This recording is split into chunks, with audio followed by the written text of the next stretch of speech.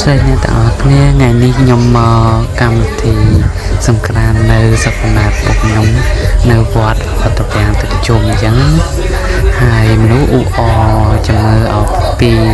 ការខ្ញុំដើរចូលក្នុងថតបង្ហាញពីទស្សនវិជ្ជានៅក្នុងវត្តឥឡូវខ្ញុំកំពុងដើរចូលអញ្ចឹងចាំមើលថត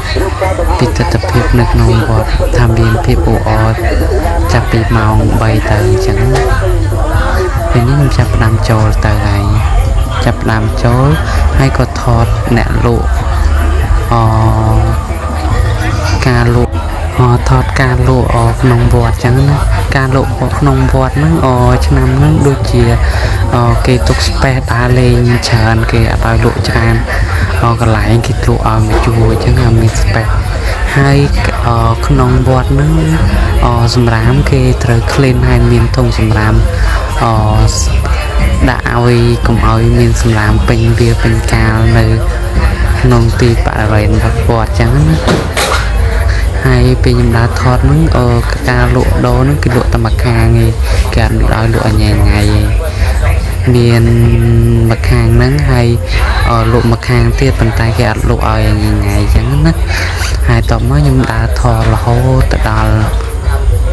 បញ្ចប់កន្លែងការលក់ហ្នឹង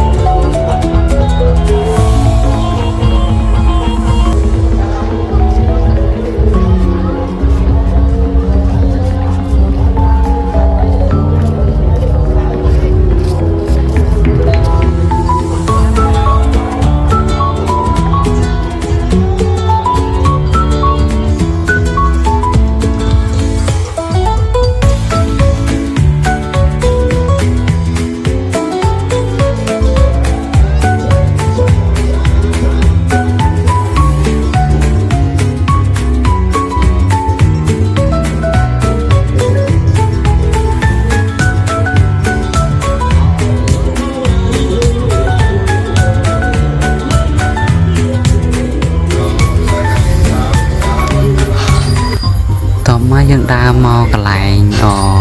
ការលេងល្បែងកម្សាន្តមានបាយក្អមទាញព្រាត់ហើយលោតបាវលោតអីអញ្ចឹងណាហើយនឹងមានឆាកគេដើម្បីច្រៀងអបអហូរំកញ្ជ្រៀវប៉ុន្តែខ្ញុំទៅហ្នឹងគេអត់លេងទេគេលេងបានថ្ងៃមុនអញ្ចឹងនេះគឺថ្ងៃបញ្ចប់គេ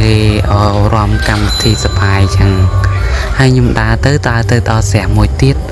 គឺស្រះដែលមានស្រះកធាយត្រីធំខាងវត្តគេអ្នកចាំអញ្ចឹងណាបើពេលនៅខែវស្សាឬខែទឹកនេះវាពេលខ្លះវាហើបមកយើងឃើញប៉ុន្តែពេលខ្ញុំថតនេះវាអត់ឃើញហើបឲ្យឃើញទេ chẳng dương có tập bàn thọt mưa chầm mưa việc hào đó về khơi hát nhom có phải camera từ mưa xài bùa họ xài bùa đại cái team pro này việc thông bận mền chẳng một lần tí cái team ban đi chọn ra bùa nó cứ nơi vào Việt Nam hay mà châu vẹn khang dây dây cọt mà ròm sàn lòng đèn chẳng nữa phần thân nhau review thọt nơi bọt tập bèn chấm nên tập bắn xong con đại bản tụt nãy chơi lại được xe comment